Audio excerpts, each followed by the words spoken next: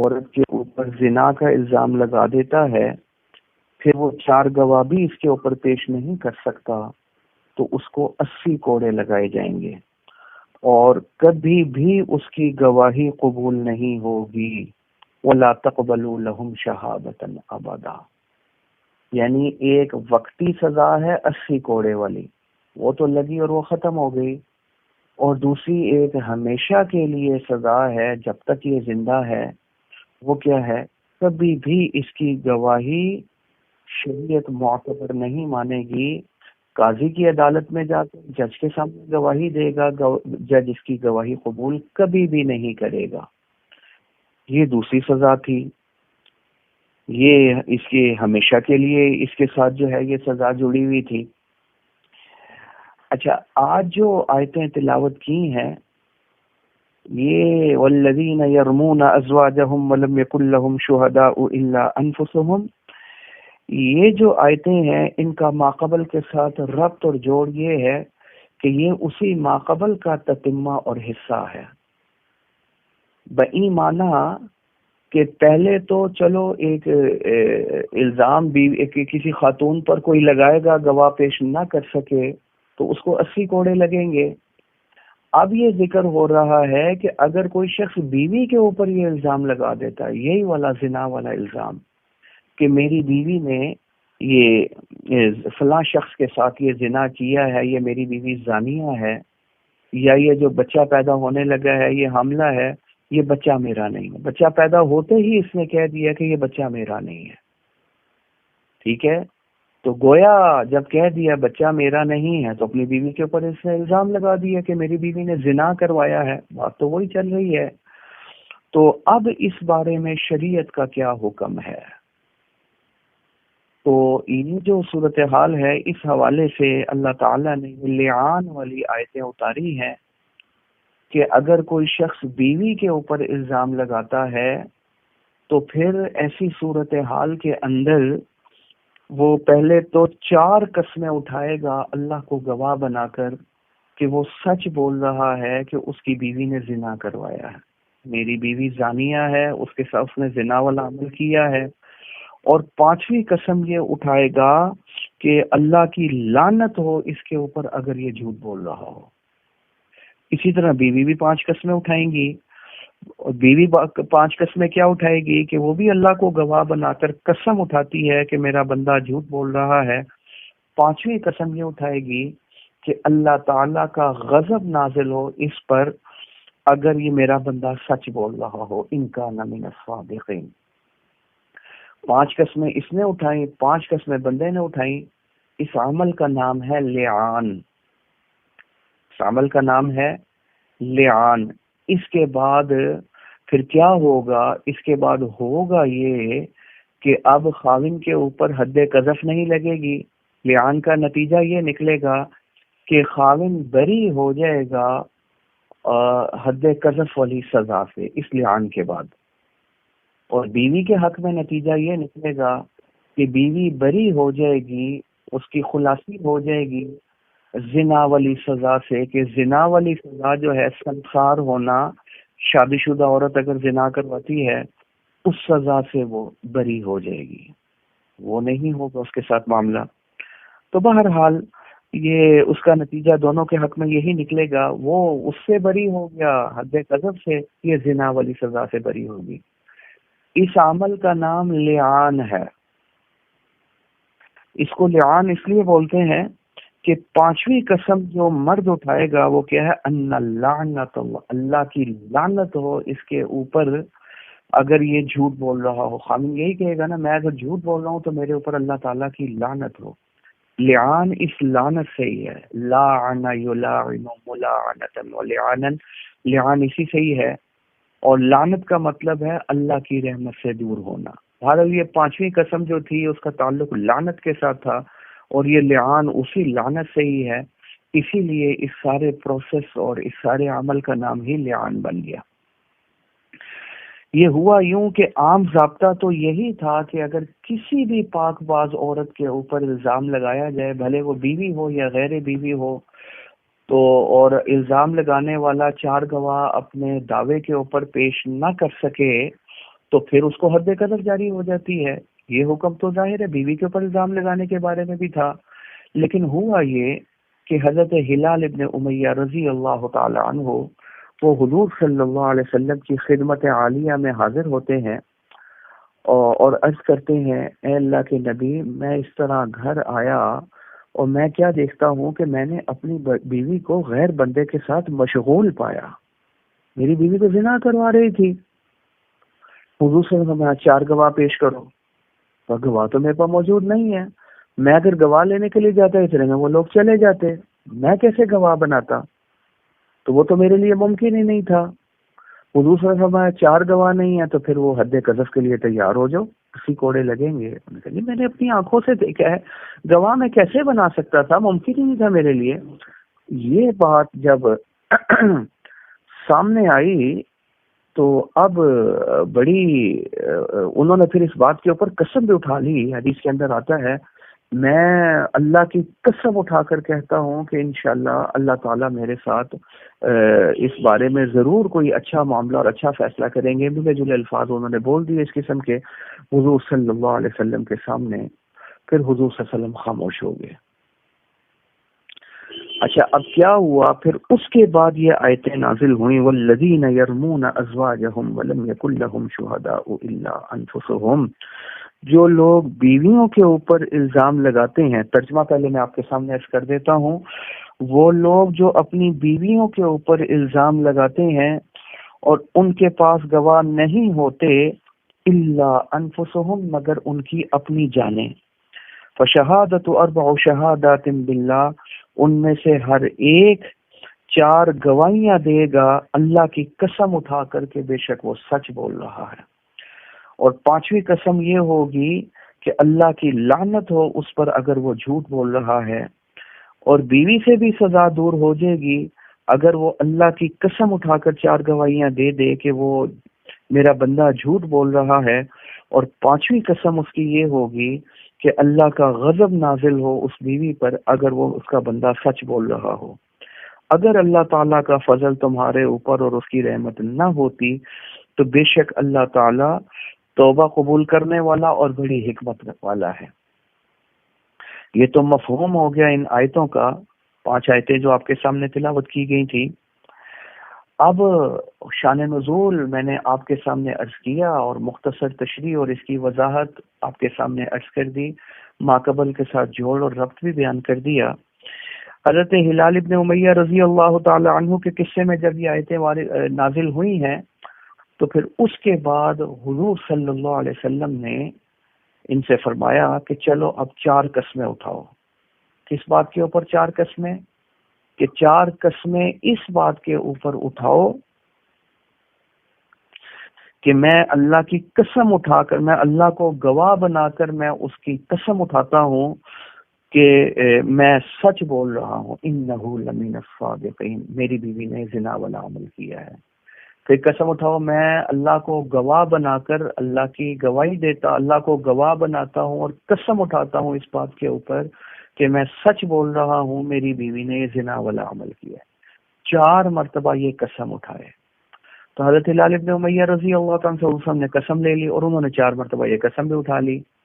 5ویں مرتبہ قسم اٹھانے لگے تو حضور صلی اللہ علیہ وسلم نے روک دیا۔ پھر سوچ لو، بڑی سخت قسم ہے 5ویں کہ اللہ کی لعنت ہو میرے اوپر اگر میں جھوٹ بول رہا ہوں۔ جی میں تو بالکل سچ بول رہا ہوں۔ انہوں نے 5ویں قسم بھی اٹھا دی کہ اگر میں جھوٹ بول رہا ہوں تو میرے اوپر اللہ تعالیٰ کی لعنت ہو۔ یہ قسم بھی انہوں نے اٹھا لی کہ ان کا معاملہ تو صاف ہو گیا۔ اب حضور صلی اللہ علیہ وسلم نے بیوی کو بلوایا، اس کو کہا تم بھی قسم اٹھاؤ، اور قسم اس نے کیا اٹھائی؟ وَيَدْرَأُ عَنْهَا الْعَذَابَ أَن تَشْهَدَ 4۔ اس سے بھی حضور صلی اللہ علیہ وسلم نے 4 قسمیں لی، تم بھی 4 قسم اٹھاؤ۔ اور وہ 4 قسمیں کیا تھیں کہ میں اللہ کو گواہ بنا کر میں قسم اٹھاتی ہوں اس بات کے اوپر کہ میرا بندہ جھوٹ بول رہا ہے، میں نے زنا والا کام نہیں کیا۔ میرا بندہ جھوٹ، میں اللہ کو گواہ بنا کر قسم اٹھاتی ہوں کہ میرا بندہ جھوٹ بول رہا ہے، میں نے زنا والا کام نہیں، انہ لمن الکاذبین۔ اچھا 5ویں قسم اٹھانے لگی، وہ سوال سوچ لو، دیکھو بڑی سخت قسم ہے 5ویں کہ اللہ کا غضب نازل ہو میرے اوپر اگر میرا بندہ سچ بول رہا. ٹھیک ہے، تو پہلے تو وہ خاموش رہی، کچھ دیر کے لیے خاموش ہو گئی، اور اب لوگوں کو یہی گمان ہوا شاید یہ اب اپنی بات سے رجوع کر لے گی اور اقرار کر لے گی زنا کا. لیکن پھر اس کے منہ سے جو جملے نکلے وہ یہ تھے کہ میں اپنی قوم کو رسوا نہیں ہونے دوں گی. اور اس کے بعد قسم اٹھا لی، کیا؟ کہ اللہ کا غضب نازل ہو میرے اوپر اگر میرا بندہ سچ بول رہا ہو اور میں نے زنا والا کام کروایا ہو تو. یہ اس نے 5ویں قسم بھی اٹھا لی. اب لعان تو ہو گیا. اب لعان کے بعد حد خاوند سے بھی دور ہو گئی. وہ کیسے؟ کہ اب اس نے جو الزام لگایا تھا بیوی کے اوپر، تہمت لگائی تھی، حد قذف اس لعان کی وجہ سے اس کے اوپر جاری نہیں ہوگی، اور بیوی سے حد زنا دور ہو گئی کہ لعان کی وجہ سے اب اس کو زنا والی سزا جو سنسار ہونا شادی شدہ عورت کا بنتا تھا وہ اس کے اوپر لاگو نہیں ہوگی. ایک معاملہ تو یہ ہو گیا. لیکن اس کا دوسرا نتیجہ یہ نکلا کہ اب ہمیشہ ہمیشہ کے لیے خاوند بیوی جدا ہو گئے. یہ نہیں ہو سکتا کہ بیوی خاوند کے والے سے کہتا ہو یہ زانیہ ہے اور یہ بدکار عورت ہے، اور اس کے بعد ظاہر ہے کیسے اس کے ساتھ زندگی گزار سکتا ہے، ایک دوسرے کے حقوق ہی ادا نہیں کر سکتے، پریشانی والا معاملہ. شریعت کہتی ہے اس سارے پروسیس کے بعد، یہ سارے معاملے کے بعد، اتنے سنگین الزامات اور معاملات کے بعد، اتنی بڑی بڑی قسمیں اٹھانے کے بعد، اب آپ خاوند بیوی کے طور پر ساری زندگی کبھی بھی نہیں رہ سکتے. ہاں صرف ایک صورت کے اندر رہ سکتے ہو، وہ صورت یہ ہے کہ خاوند آ کر یہ کہہ دے، وہ کیا کہہ دے کہ میں نے جو الزام لگایا تھا بیوی کے اوپر وہ جھوٹا الزام لگایا تھا. اب اسے جھوٹی تہمت لگا دی، تو اب جب جھوٹی تہمت لگا دی اب اس کے اوپر حد قذف جاری ہو جائے گی. حد قذف جاری ہونے کے بعد اب ظاہر ہے معاملہ ختم ہو جائے گا، اب اس کا نکاح ہو سکے گا. اس کے علاوہ کوئی صورت ایسی نہیں ہے جس میں خاوند بیوی کا دوبارہ آپس میں پیچ اپ ہو سکتا ہو، بطور خاوند بیوی کے یہ رہ سکتے ہوں. لہذا یہ معاملات خاوند بیوی ان کو بڑے سوچ سمجھ کر یہ معاملات کرنے چاہیے، بالخصوص خاوند کو. کہ پہلے کہتے ہیں نا کہ پہلے تولو پھر بولو، خام خواہ ایسے سنگین الزامات تو کسی کے اوپر بھی نہیں لگانے چاہیے. خاص طور پر بیوی والا معاملہ یہ اور بھی زیادہ نازک ہو جاتا ہے. اگر یہ اس قسم کے الزام لگائے گا تو پھر یاد رکھے، اگر کوئی بھی خاوند اپنی بیوی کے اوپر الزام لگاتا ہے، بچہ پیدا ہوتے ہی کہتا ہے بچہ ہی میرا نہیں ہے، وہ زنا والا الزام لگا دیا، یا صراحتاً کہہ دیتا ہے میری بیوی نے یہ زنا والا کام کروایا ہے، الزام لگا دیتا ہے، اور بیوی قاضی کے پاس اور جج کے پاس چلی جاتی ہے. اب کیا ہوگا؟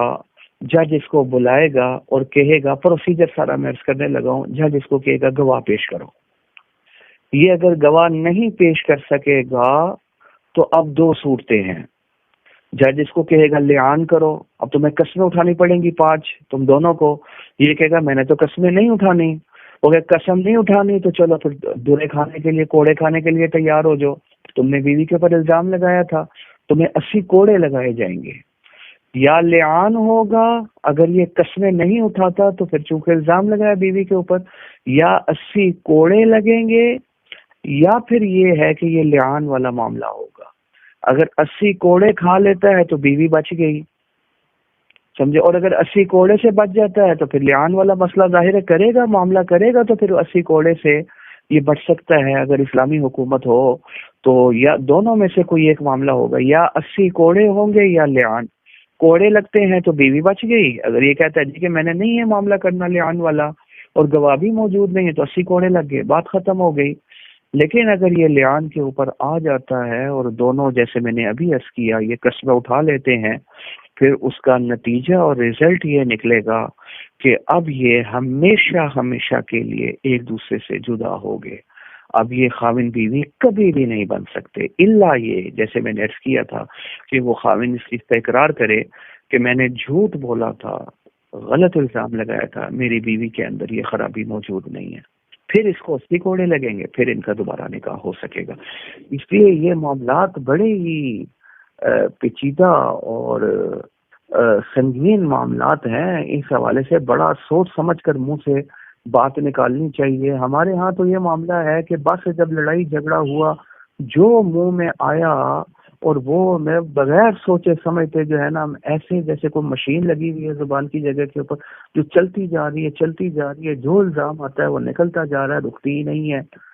سمجھے, یہ کوئی ہلکی بات نہیں ہے, بڑی سخت بات ہے. اس سے بڑی احتیاط کرنی چاہیے. یہ بات بالکل بھی ٹھیک نہیں ہے کیونکہ اس کے نتائج بڑے سنگین نکلتے ہیں. جو میں نے آپ کے سامنے عرض کر دیا, گناہ الگ ہوتا ہے, اگر غلط الگ, دنیا میں بھی پریشانی ہے اور آخرت کے حوالے سے بھی پریشانی کا سامنا کرنا پڑ سکتا ہے. بہرحال یہ تو خلاصہ میں نے آپ کے سامنے نازل کر دیا تھا, میں نے آپ کے سامنے عرض کر دیا ہے کہ دوبارہ عرض کر دیتا ہوں. الذین یرمون ازواجہم, مفہوم آیتوں کا یہی ہے کہ جو اپنی بیویوں کے اوپر الزام لگاتے ہیں اور اپنے علاوہ ان کے پاس کوئی گواہ نہیں موجود ہوتا تو پھر وہ 4 قسمیں فشہادت احدہم 4 شہادات باللہ, اللہ کی قسم اٹھا کر 4 دن میں اللہ کو گواہ بنا کر قسم اٹھاتا ہوں کہ میں سچ بول رہا ہوں. 5ویں قسم یہ ہے کہ اللہ کی لعنت ہے میرے اوپر اگر میں جھوٹ بول رہا ہوں. اور وَيَدْرَأُ عَنْهَا الْعَذَابَ, ان سے بھی زنا والی سزا دور ہو جائے گی تب کہ وہ بھی اللہ کی گواہی دے. میں اللہ کو گواہ بنا کر میں گواہی دیتی ہوں اللہ کی قسم اٹھا کر کہ میں یہ میرا بندہ جھوٹ بول رہا ہے. 5ویں قسم یہ ہوگی کہ اللہ کا غضب نازل ہو میرے اوپر اگر میرا بندہ سچ ہے. یہاں جو سوال ہوتا ہے کہ اس کی 5ویں قسم کی میرے اوپر اللہ کی لعنت ہو, یہاں پر سے اللہ کا غضب ہے. یہاں بعض حضرات نے نقطہ بیان کیا ہے کہ عورتیں ایک دوسرے کے اوپر لعن طعن کرتی رہتی ہیں نا, اس کی لعنت والی قسم ان کے حوالے سے کوئی اتنی بڑی نہیں تھی, مرد کے حوالے سے بڑی ہے, وہ یہ معاملہ عام طور پر نہیں کرتے, اس لیے اس کو 5ویں قسم دے دی گئی. آگے ہے وَلَوْلَا فَضْلُ اللَّهِ عَلَيْكُمْ, اللہ کا فضل اگر رحمت تمہارے اوپر نہ ہوتی تو پھر کیا ہوتا اس کا. اچھا یہ تو شرط تو آ گئی, لولا جزا اللہ تعالیٰ نے ذکر نہیں کی تو پھر کیا ہوتا, لعنتم, تم بڑی مشقت کے اندر ڈال جاتے. لیکن کیونکہ اللہ تعالیٰ بہت غفور ہے, بہت رحیم ہے, جو فضل عظیم ہے, بڑے فضل والے کرم والے ہیں, اس لیے اللہ تعالیٰ نے یہ آیتیں نازل فرمائی ہیں اور مومن کے ساتھ سہولت والا معاملہ کر دیا ہے. لعان والا معاملہ نہ ہوتا تو پھر حد قدر جاری ہو جانی تھی, تو ان کے ساتھ کیا معاملہ ہونا تھا, یہی والا معاملہ ہونا تھا, حد قدر ان کے اوپر جاری ہو جانے تھے, ایسے کوڑے کھانے پڑ جانے تھے. اللہ تعالیٰ نے یہ آیتیں نازل فرمائی کیونکہ اللہ تعالیٰ بڑے فضل والے ہیں, جو فضل عظیم ہیں, رحیم ہیں, کریم ہیں, اور وَأَنَّ اللَّهَ تَوَّابٌ حَكِيمٌ, بڑے حکمت والے ہیں, توبہ کو قبول کرنے والے ہیں. اشارہ کر دیا اگر کوئی کمی بیشی ہو جاتی ہے تو اللہ سے دل سے توبہ بھی کر لینی چاہیے. اللہ تعالیٰ تواب بھی ہیں, توبہ کو قبول فرمانے والے بھی ہیں. یہ تو ان آیتوں کا مختصر مفہوم بھی میں نے آپ کے سامنے عرض کر دیا اور مختصر وضاحت اور تشریح بھی آ گئی. آگے ان الذین جاؤوا بالافک, اگلی آیتیں جو آ رہی ہیں ان کا ماقبل کے ساتھ جوڑ اور ربط کیا ہے. کیوں ربط اور جوڑ مفسرین نے اپنی زندگی, مولانا اللہ صاحب رحمۃ اللہ علیہ فرماتے تھے, اپنی زندگیاں گزار دی اس چیز کے اندر, ربط اور جوڑ بیان کرنے کے اندر. تھانوی علیہ رحمت بیان القرآن دیکھ لیا جائے, آیت کا آیت کے ساتھ جوڑ, سورت کا سورت کے ساتھ جوڑ اور ربط کیا ہے. یہ کام کیوں کرتے رہے, کیوں اس کے اندر اپنی زندگیاں کھپا دی مفسرین نے. اس کی وجہ حضرت فرماتے تھے یہ ہے کہ یہ اللہ تعالیٰ کی کلام ہے اور عام عاقل بالغ, خاص طور پر اگر فصیح اور بلیغ بھی ہو, بے ربط اور بے جوڑ کلام اگر کرے گا تو وہ ایک کمزوری اور عیب سمجھا جاتا ہے کلام کا, بے جوڑ باتیں کر رہا ہے. تو یہ صحیح بندہ نہیں, عاقل آدمی اس طرح کی کلام نہیں کر سکتا. تو جب ایک عاقل آدمی بے جوڑ اور بے ربط کلام نہیں کر سکتا, چیزیں کہ شارع جو ان عاقلوں کو پیدا کرنے والا ہے, جس سے زیادہ فصیح اور بلیغ اور شاندار کلام کسی کی ہو نہیں سکتی, اس کی کلام کیسے بے ربط اور بے جوڑ ہو سکتی ہے. اسی لیے آیت کے ساتھ صورتوں کے ساتھ ربط بیان کیا جاتا ہے, اور مفسرین نے اپنی زندگیاں لگا دی ہیں اس کے اوپر. اب پھر نئی آیتیں آ گئی، ان الذین جاؤوا بالافک، اس کا کیا ربط ہے ما قبل کے ساتھ، اس کا کیا جوڑ ہے ما قبل کے ساتھ؟ یہ بھی وہی ما قبل کا تتمہ اور حصہ ہے۔ ما قبل بات چل رہی تھی زنا کے حوالے سے، آگے زنا والا الزام لگا تھا عائشہ صدیقہ رضی اللہ تعالی عنہا کے اوپر، جس کے اوپر اگلی 16 آیتیں نازل ہو گئیں، البتہ 16 آیتیں ہیں۔ اللہ تعالیٰ نے ان کی پاکی کے اندر یہ 16 آیتیں اتاری ہیں۔ یہی وجہ ہے کہ اس پر امت کا اجماع ہے۔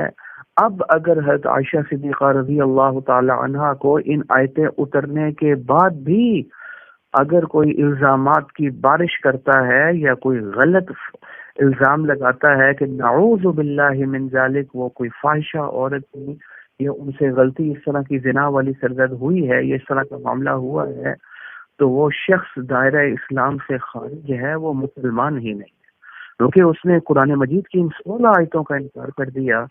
تو قرآن مجید کی تو ایک آیت کا کوئی انکار کر دے تو وہ مسلمان نہیں رہتا، تو 16 آیتوں کا انکار کرنے والا کیسے مسلمان کہلا سکتا ہے؟ تو بہرحال یہ معاملہ بڑا سنگین ہے۔ عائشہ صدیقہ رضی اللہ تعالیٰ فرماتی پہلے بھی الزامات لگے، مریم علیہ السلام پر لگا تو بچہ بول پڑا، قول اور جگہ بھی الزام لگے، لیکن میری خوش قسمتی یہ ہے کہ میری دفعہ اللہ بول پڑا۔ یہ 16 آیتیں اللہ نے، ارے میں تو سوچ بھی نہیں سکتی تھی آیتیں اتریں گی، میں تو اسی میں ہو سکتا ہے کہ حضور صلی اللہ علیہ وسلم کو ویسے وحی کے ذریعے، خواب کے ذریعے اشارہ ہو جائے، ادھر تو میرا ذہن بھی نہیں تھا کہ اللہ تعالیٰ میرے بارے میں آیتیں نازل فرمائیں۔ تو دنیا کی خوش قسمت ترین خاتون ہیں کہ جن کی پاکی کے اندر اللہ تعالیٰ خود بول پڑے ہیں۔ بہرحال ان آیات کا شان نزول آج میں آپ کے سامنے عرض کر دیتا ہوں مختصراً، جو احادیث کی کتابوں کے اندر موجود ہے۔ شان نزول کا خلاصہ یہ ہے، شان نزول کا خلاصہ یہ ہے کہ عائشہ صدیقہ رضی اللہ تعالی عنہا پر ایک دفعہ حضور صلی اللہ علیہ وسلم جب جہاد کے سفر کے اوپر جا رہے تھے، اس غزوے کا نام ہے غزوہ بنی المصطلق۔ وہ جو قبیلہ تھا جن کے ساتھ جہاد تھا، وہ قبیلہ جن کے ساتھ جنگ ہونے جا رہی تھی، وہ بنی المصطلق کہلاتے تھے، اسی لیے غزوہ بنی المصطلق کے نام سے مشہور ہوا۔ حضور صلی اللہ علیہ وسلم تشریف لے گئے، اور آپ کی عادت مبارکہ یہی تھی جب بھی سفر کے اوپر تشریف لے جاتے تھے تو کوئی نہ کوئی ازواج مطہرات میں سے آپ کے ساتھ موجود ہوتا تھا۔ تو اس دفعہ سفر میں حضرت عائشہ صدیقہ رضی اللہ تعالی عنہا ساتھ تھی، وہ بھی چلی گئی ساتھ ہی۔ خود اپنا قصہ بیان فرماتی ہیں، حضرت عائشہ صدیقہ رضی اللہ تعالی عنہا چلی گئیں، اللہ تعالیٰ نے فتح بھی دے دی۔ فتح کے بعد اب جب کیا ہوا، واپسی ہوئی، تو فرماتی ہیں رات کا وقت تھا، ہو رہا تھا، حضور صلی اللہ علیہ وسلم نے حکم دیا کہ یہیں رات گزارتے ہیں، اس جگہ کے اوپر یہیں پڑاؤ ڈالو، یہاں سے صبح جو ہے نا ہم نکل جائیں گے۔ خیر وہیں رات ٹھہرے۔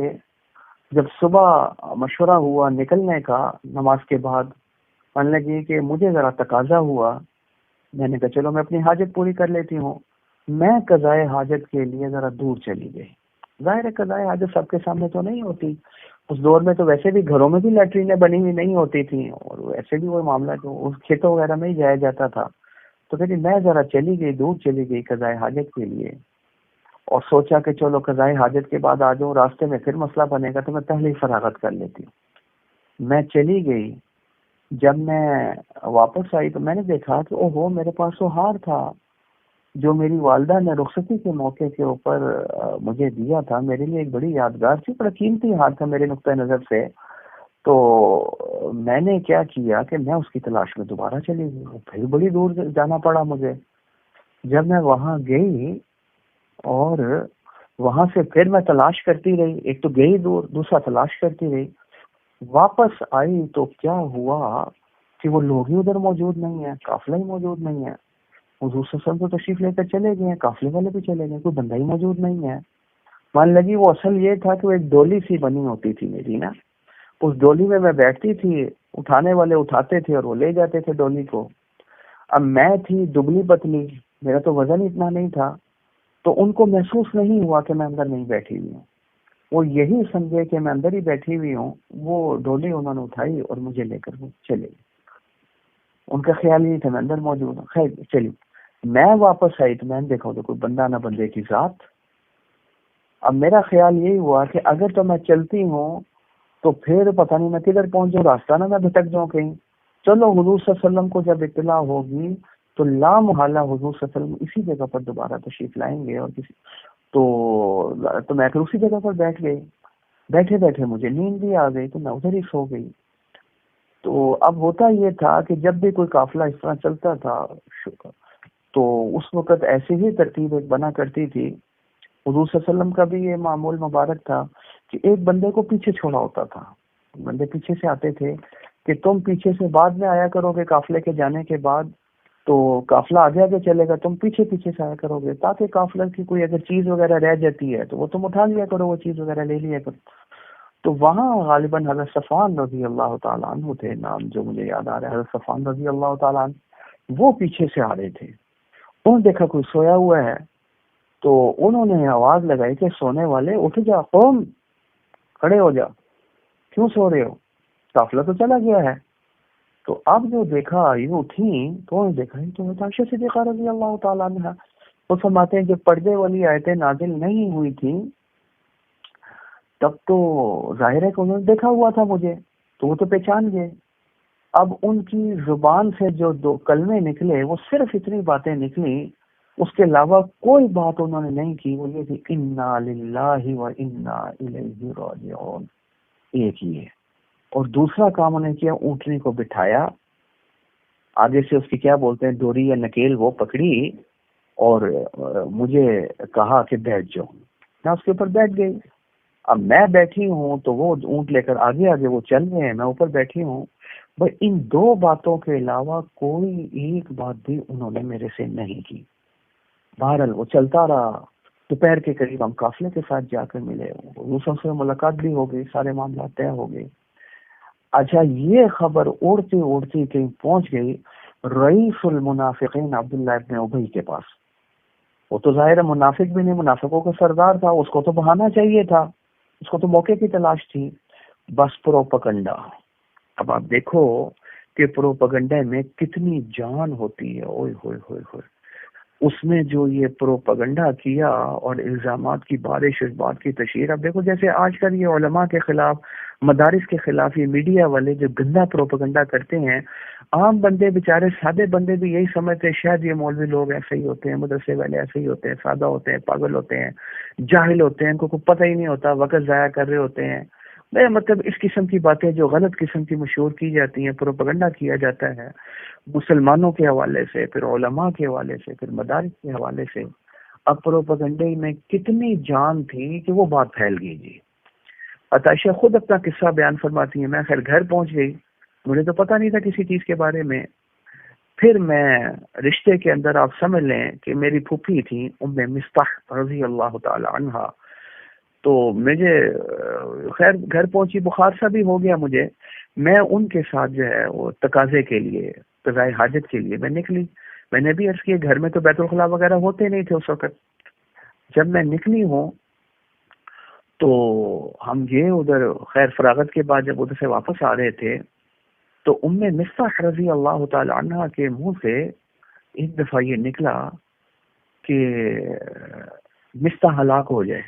مصطح ان کا بیٹا ہے، اس کے بارے میں کہہ رہی وہ ہلاک ہو جائے.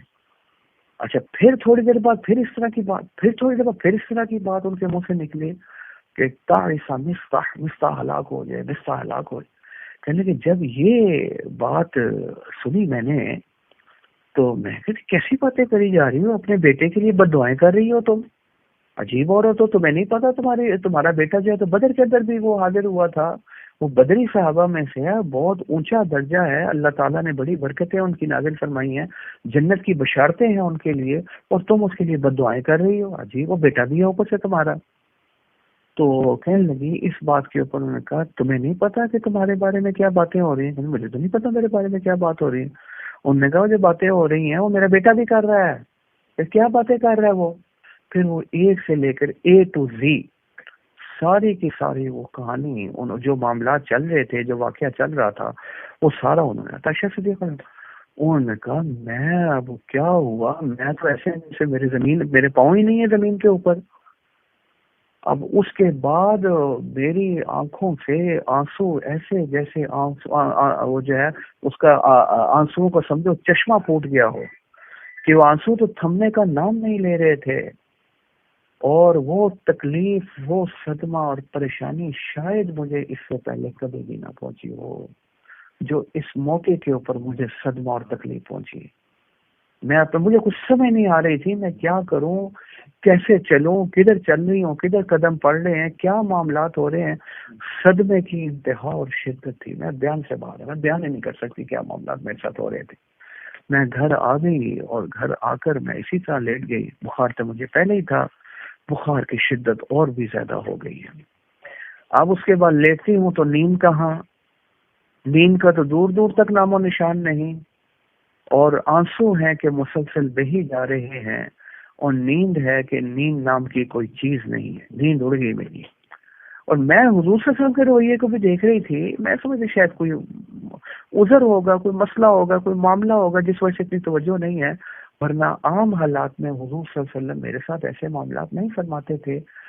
عام حالات میں تو خاص طور پر بخار کی حالت کے اندر حضور صلی اللہ علیہ وسلم بیٹھا کرتے تھے، پوچھا کرتے تھے، اور سارے معاملات ہوتے تھے، بڑی پیار والی شفقت والی باتیں فرمایا کرتے تھے، اور اس طرح کے معاملات ہوا کرتے تھے۔ اب کیا، ابھی بھی حضور صلی اللہ علیہ وسلم تشریف لاتے تھے، لیکن السلام کرتے تھے، حالات پوچھتے تھے کہ کیسی حالت ہے، کیسی طبیعت ہے، بخار کا کیا حال ہے، طبیعت ٹھیک ہے یا نہیں، فرق ہے، اس طرح کی باتیں پوچھتے تھے، تھوڑا سا وہ کیا اور پھر چلے گئے۔ لیکن وہ جو پہلے جو معاملہ تھا وہ کچھ زیادہ ہی مجھے لگتا تھا کہ حضور صلی اللہ علیہ وسلم کی توجہات کچھ زیادہ تھیں، کوئی معاملات، بیٹھنا اٹھنا بیٹھنا اور یہ جو معاملات ہوتے ہیں وہ جو میں سمجھتی ہوں وہ کچھ زیادہ معاملات تھے جس میں اب میں کمی محسوس کر رہی تھی۔ اب جب یہ سارا قصہ میرے سامنے آیا تو مجھے تو سمجھ آ گئی کہ معاملہ کیا ہے، بات کیا چل رہی ہے۔ اب 2 دن تک تو میں یہ دیکھتے ہی رہی، آنسو میرے رکتے نہیں اور نیند میری اڑی ہوئی ہے۔ خیر میں نے حضور صلی اللہ علیہ وسلم سے عرض کیا کہ اگر آپ اجازت دیں تو میں گھر جا سکتی ہوں، اپنے والدین کے گھر۔ بالکل، اگر آپ جانا چاہ رہی ہو تو آپ جا سکتی ہو۔ چلی گئی، پھر اپنی والدہ ام رومان رضی اللہ تعالیٰ عنہ سے مشورہ کیا، حضرت ابوبکر صدیق رضی اللہ تعالیٰ عنہ بھی موجود تھے، ان سے بھی مشورہ ہوا، سارے معاملات چلے میرے، اور ان دونوں نے مجھے دلاسا دیا کہ جی اگر آپ سچی ہو، ظاہر ہے کہ ہمارے تو حضرت ابوبکر صدیق، یہ تو کبھی جاہلیت کے دور میں بھی ہمارے اوپر، ہماری نسل کے اوپر، ہمارے بچوں کے اوپر اس طرح کا الزام نہیں لگا، اب تو الحمدللہ ہم کلمہ پڑھ چکے ہیں، تو کیسے یہ معاملہ ہو سکتا ہے؟ اور یہ ساری صورتحال یہ نہیں ہو سکتا، جھوٹ ہے، انشاءاللہ یہ لوگ پروپیگنڈا ہے، یہ دور ہو جائے گا، ختم ہو جائے گا، انشاءاللہ یہ سب ختم ہو جائے گا، مجھے دلاسے دیتے رہے۔ اس کے بعد پھر مجھے مشورہ یہی ملا گھر والوں کی طرف سے کہ آپ اپنے حضور صلی اللہ علیہ وسلم کے گھر میں آ جائیں، اپنے خامن کے گھر میں آ جائیں، اس طرح چھوڑنا ان حالات میں مناسب نہیں ہے اپنے گھر کو۔ گھر والوں نے مشورہ دیا، میں دوبارہ آ گئی، حضور صلی اللہ علیہ وسلم مشورے کر رہے ہیں، اب گھر والوں سے حضور صلی اللہ علیہ وسلم نے مشورے شروع کر دیے۔ حضرت علی رضی اللہ تعالیٰ سے مشورہ کیا، وہ مشورہ حضرت علی نے فرمایا، حضرت عائشہ کے بارے میں اچھی باتیں فرمائی حضرت علی نے کہ وہ ایسی عورت نہیں ہو سکتی، لیکن ساتھ ہی ایک بات اور بھی فرمائی ہے، آپ کے لیے تو اور بھی بہت ساری عورتیں ہیں، کوئی ایک ہی عورت تھوڑی ہے، اور بھی نکاح ہو سکتا ہے، اور عورتیں بھی موجود ہیں، اشارہ تھا کہ ان کو طلاق بھی تو دے سکتے ہیں نا اگر ایسی صورتحال آئی۔ یہ بات حضرت عائشہ کے صدمے میں اور اضافہ ہو گیا۔ حضرت علی کرم اللہ وجہ نے اپنے لحاظ سے بات کی تھی، بھئی حضور بھی پریشان ہو رہے ہیں سارے معاملے کی وجہ سے، تو حضرت علی نے فرمایا حضرت عائشہ تو ایسی نہیں ہو سکتی، یہ تو پکی بات ہے، نہیں ہو سکتی، لیکن بہرحال آپ کے پاس بھی عورتوں کی کمی نہیں ہے، اشارہ ادھر بھی ہو گیا۔ یہ بات حضرت عائشہ فرماتی ہے میرے دل کے اوپر چبھی آ کر۔ خیر حضرت علی نے اپنے لحاظ سے بات کر دی تھی، اور لوگوں سے حضرت زینب رضی اللہ تعالی عنہ سے مشورہ، انہوں نے بھی، حالانکہ وہ سوکن تھی، حضرت عائشہ فرماتی ہیں سوکنوں کے اندر باتیں، لیکن اس کے باوجود انہوں نے میرے لیے خیر والے جملے ہی بولے، حضرت عائشہ ایسی نہیں ہو سکتی بالکل بھی۔ ام ایمن جو حضور صلی اللہ علیہ وسلم کی والدہ کے درجے میں تھی، جنہوں نے پالا ہوا تھا، ان سے بھی مشورہ کیا حضور صلی اللہ علیہ وسلم، انہوں نے فرمایا عائشہ ایسی نہیں ہو سکتی، ان کو تو میں بڑی ہی پاکیزہ عورت خیال کرتی ہوں، جو ان کی باتوں کا خلاصہ تھا، اس قسم کی کوئی بھی برائی ان کے اندر ہو ہی نہیں سکتی۔ اور اس کے بعد جو ہوا، حضرت بریرہ رضی اللہ عنہ جو خادمہ کی حیثیت سے رہتی تھی، اس نے ان سے بھی پوچھا بھئی تم تو گھر کے اندر رہتی ہو، تم نے کوئی ایسا معاملہ تو نہیں دیکھا ان کے اندر؟ انہوں نے کہا دیکھیں جی آپ نے میرے سے سوال کیا ہے تو میں نے کوئی خرابی نہیں دیکھی، کوئی کمی نہیں دیکھی سوائے ایک کے، وہ ایک یہی ہے کہ میں آٹا وغیرہ بنا کر جب گوندھ کر جاتی ہوں تو یہ ظاہر عمر زیادہ نہیں تھی ان کی، میں ان کو کہہ کر جاتی ہوں کہ اس کا خیال کرنا ہے، خیال نہیں کرتی ہیں، پیچھے سے وہ کوئی بکری وغیرہ کوئی چیز آتی ہے وہ اس کو کھا کر چل جاتی ہے. تو یہ والی خرابی تو ان کے اندر ہے. باقی جو آپ بات پوچھ رہے ہیں اس طرح کی اس کے علاوہ کوئی بھی ان کے اندر کمی، کوئی خرابی، کوئی کوتاہی وغیرہ نہیں ہے.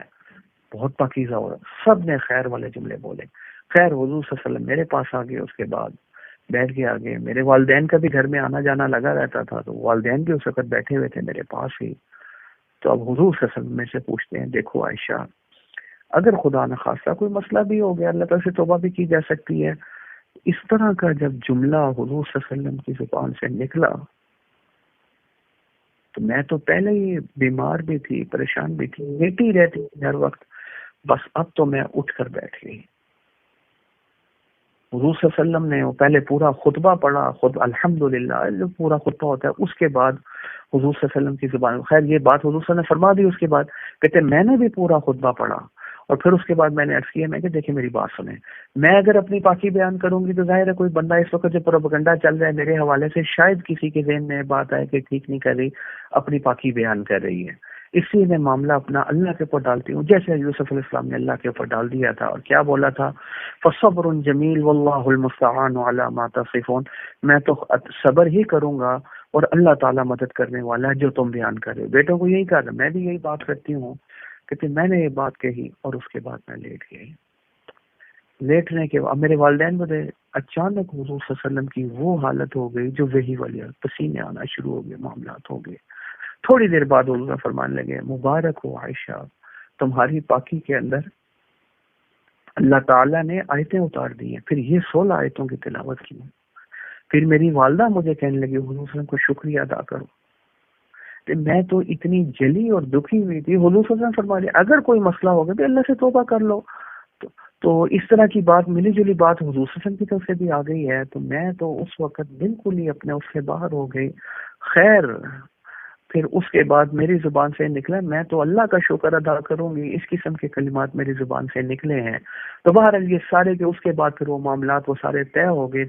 اب آج کے بعد ان آیتیں اترنے کے بعد اگر کوئی ایک بھی عائشہ کے اوپر الزام لگاتا ہے وہ دار اسلام سے خارج ہے، کیونکہ ایک آیت کا انکار کرنے والا مسلمان نہیں رہتا. تو ان کی پاکی میں تو 16 آیتیں اتر گئی ہیں، تو ایک آیت کا انکار کرنے والا مسلمان نہیں رہتا. تو جو ان 16 آیتوں کا انکار کرے گا وہ کیسے مسلمان رہ سکتا ہے؟ یہ مختصر سا خلاصہ تھا. اس کے بعد تفصیل اور ان آیتوں کا ترجمہ اور مفہوم انشاءاللہ کل میں آپ کے سامنے عرض کر دوں گا. اللہ ہمیں عمل کی توفیق عطا فرمائے.